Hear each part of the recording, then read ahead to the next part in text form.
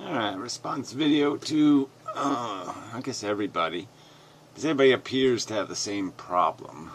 So I guess we're going to Anti-Bullshit Man sections, let's have to go find out, right? I don't remember, but anyway, the two on imposition. And so the argument being something like, there's nuance or complexity, and that I would agree with, that there's a whole bunch of turbulence, as he used the word turbulence, in terms of these ethical questions. And some are kind of, just from our perspective, we'd have to spend an awful lot of time figuring out which was the better circumstance. One kid with 6 months of chemotherapy, or 2 kids with 3 months of chemotherapy, or 3 kids with whatever, two months. You know, that kind of thing. And yeah, it'd be very hard to analyze that and say, well, what would be better, you know, as an outcome.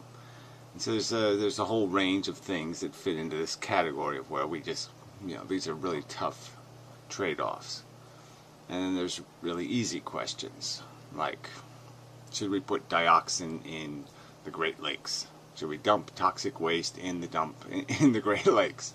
And I think everybody could figure out that, no, that doesn't make it. Might be cheaper, but if it costs $20 more not to dump it in the Great Lakes, yeah, let's spend the $20.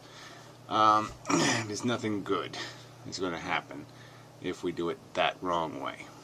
And so there's a whole bunch of stuff, in my opinion, that falls way on one side of the fence or way on the other side of the fence, that we don't need to sit there and pretend we're in doubt or confused or we don't understand and all that other kind of mush.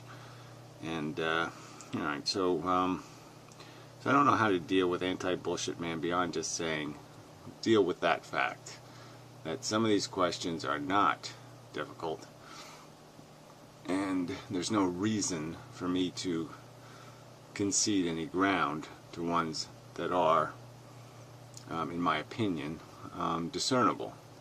I don't have to pretend they're not. And I certainly don't have to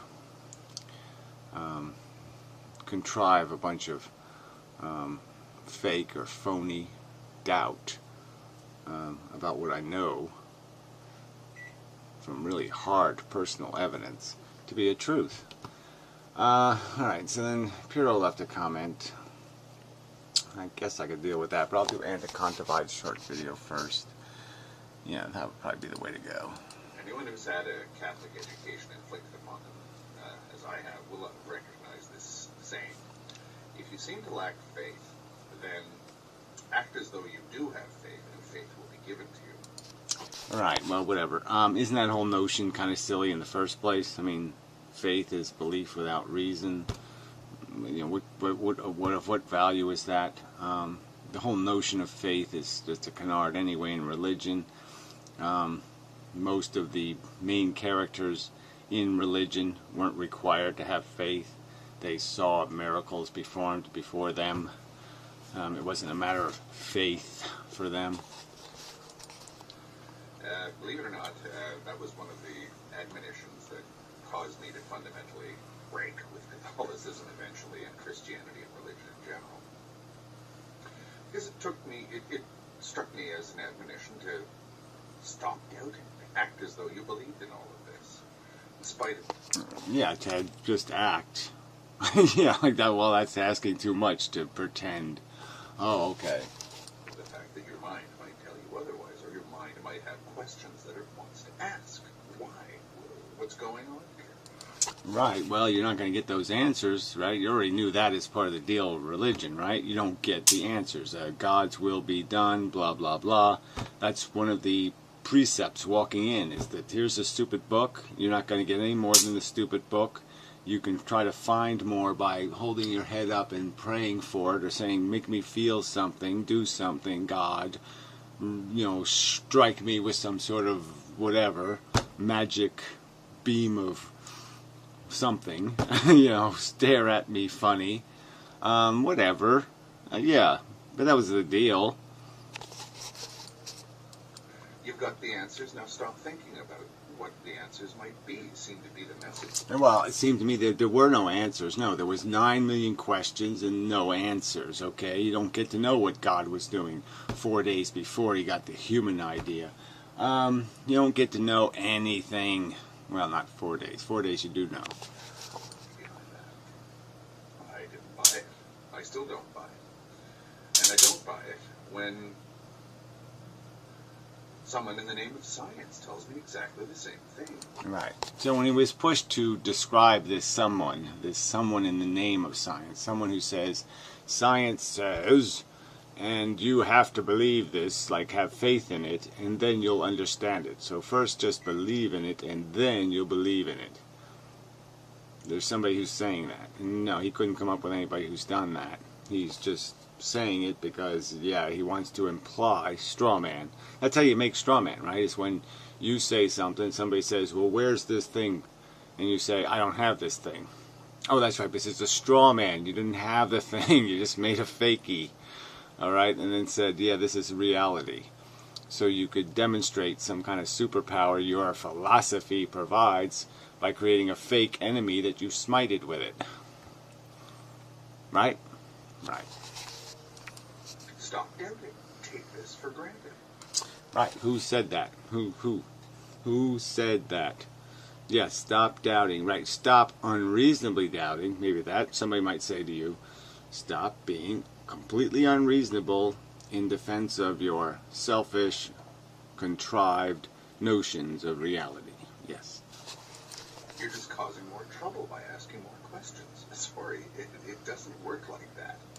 Well, I guess there's some point in arguing whether there are questions that don't need to be answered, right? I mean, once you know how we got here, once you understand evolution, does the evolution of chemistry matter much? It's even a dumber story. Does the evolution of physics matter? I mean, it gets even cruder and dumber. There's not some kind of smarter story the deeper you go. Snorri? You're just going to have to burn me at the stake, I'm afraid. Yeah, well, I wish I had the right to do that, to tell you the truth. Yeah, I mean, look, the doubting Thomas. I mean, whatever. You want to pretend that you're playing the doubt game fairly.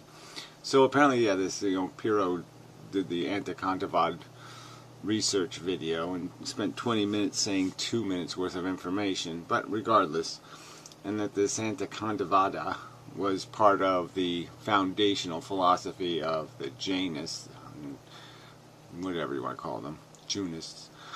It doesn't matter.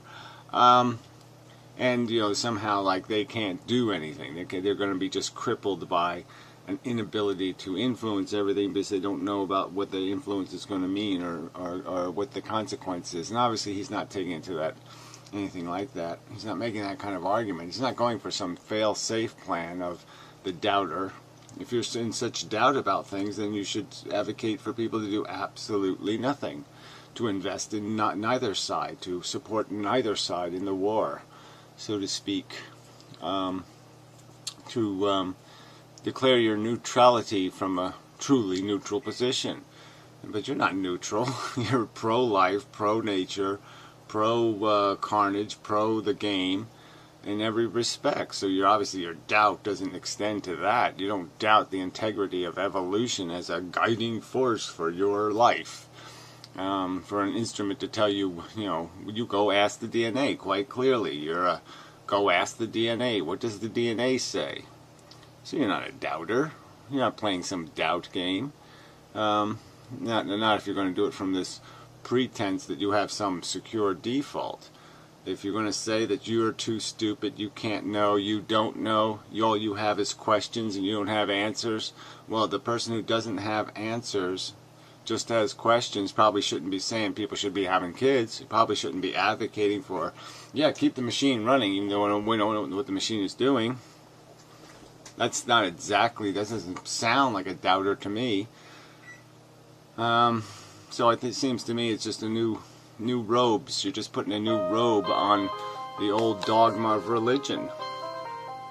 I guess I better get Alright, so back. So Anna kind of responded to do in the morning with this, she's doing her typical crap, and then she adds this little bit to, at the end. While people who are not scientists sometimes take a theory and use it for their own agenda, yeah, that's you. Usually they have misunderstood the science, well, that's you again, or look at it through the lens of their own agenda, yeah, which is you again. And so she compares everybody to William Lane Craig, who doesn't really believe in anything, okay? He doesn't believe in God. He makes money, okay, selling God theory to ignorant people. That's what he does, okay? He's a magician of sorts. He does a performance, okay? He fools people and he makes money. There's nothing complicated about him. In such a case, the model of the Big Bang. I don't know what that is. Inmendham is another evolution. Yeah, well, I'm sorry. Your arguments are based on nothing. You don't provide any counter argument. Okay, you just recite book titles. You don't understand enough to be able to make the argument. So I guess that's really, really, really, really, really, really lame. So just saying something like epigenetics, or just saying something like symbiotic relationships, when you clearly don't understand that they all start with as parasitic relationships, is you just selling a lie, selling an idea that doesn't really exist. Organisms do not walk up to each other and get into some sort of complementary relationship. No, one of them walks up to the other with a gun. It starts off as a rape, and well, they get to know each other and they work it out. But you're the one who doesn't understand the science, and then you're an obnoxious, arrogant cunt to boot. So anyway, and so into Kontavad's response is another. I mean, clearly he has a contempt for science, and clearly he has a lack of understanding of it too. As usual, you zero right in on it. Scientists prove something, then 10 seconds later are feverishly searching for the next fact. Where's the evidence of that? Where? Show me. I mean, it's not only just a preposterous exaggeration. 10 seconds later? No, I don't think so. Where's the demonstration of that? Where have they undone? On what periphery are you talking about where all this certainty turns to doubt? I don't see any of that. I don't see any evidence of that. So you're just making an accusation against scientists. So, again, he sits there and talks as if people use science, and then he talks about scientists. So clearly that's who he's attacking, is science. All right, happily disregarding any panic that might accompany such an incredibly rapid shifting of certainties. So where's your example of this incredibly rapid shifting of certainties? Where? What, we're no longer certain the Earth is orbiting the Sun? Where has science grotesquely dropped the ball except in the theoretical realm? Where they've qualified what they're talking about and said, yeah, this might be a little bit iffy. Certainly capitalist science today makes a lot of claims that it can't back up, but those are just capitalists, they're not scientists. What is beyond question today, even in science, will be simplistic, wrong-headed, or just plain wrong in 10 years. Based on what evidence? What science of 10 years ago has been completely and radically changed? Oh, that's right, none. And scientists are perfectly okay with that. Well, that's just absolute crap. I don't think scientists are perfectly. I don't think any credible science would be perfectly okay with scientists completely reversing themselves on fundamental conclusions they've drawn about the credibility or integrity of a specific theory. So why don't you first point out the theories? So why don't you have a timeline of the theories, the important theories, and the ones that science established as absolute facts, as proven facts, as undisputable facts, as beyond reasonable doubt facts, and how 10 years later they call that theory rubbish. Prove your accusation. You're going to make accusations. Why don't you prove one of them for a change? Oh, that's right. Slanderers don't do that. Yeah, okay. That's right. I forgot. You're just a despicable liar. Oh! Yeah, damn it. Gotta remember, I'm working with people who don't have any integrity. Yeah. Alright. One of you should make a frequently asked questions video. Yeah, blah, blah, blah. Why should I have to make a frequently asked question video for idiotic, nitpicky, and naysay, unthoughtful, ignorant objections? Right? I mean, people don't say this stuff because they give a fuck about the truth. They say this stuff because they just want to make some counter-argument in defense of the Borg. I mean, nobody realistically says to somebody, why don't you just kill yourself? As if they think that's a rational way to defend something. I mean, it only takes a little tiny bit of thought to figure out how there's lots of circumstances where they have complained about an imposition and they would feel quite irritated if somebody gave them the solution of killing themselves. Right? I mean, if somebody steals their car and they get upset about it and they go complain about it, and then somebody says, well, if you don't like it, go kill yourself, you little whiny baby. Yeah, I think they'd find that really irritating. Anyway, I'd like to see the answer to, life is a personal call you can only make once you are alive. Thus, people should live well enough to make an informed decision about the life versus a painless suicide. So again, this is just like saying, well, why don't we test out slavery, on the darkies? And, there's no point in saying it's a bad idea right off the bat. Let's just make some slaves, we'll put them in slavery, and then we'll ask them if they want to kill themselves. Yeah. And that'll prove that slavery is just fine, because most of them won't want to kill themselves. So, yeah, slavery's good. No problem. What's your problem? I mean, it's just, you can't say you're going to give people some sort of liberty by first imposing. You get it? You can't give liberty by imposing on someone. No, you have to make it first, and you can't make it first, and that's something you'll never accept as part of this deal, is that your obligation is to fix it. Your obligation isn't to keep saying somebody will fix it someday. That's bullshit.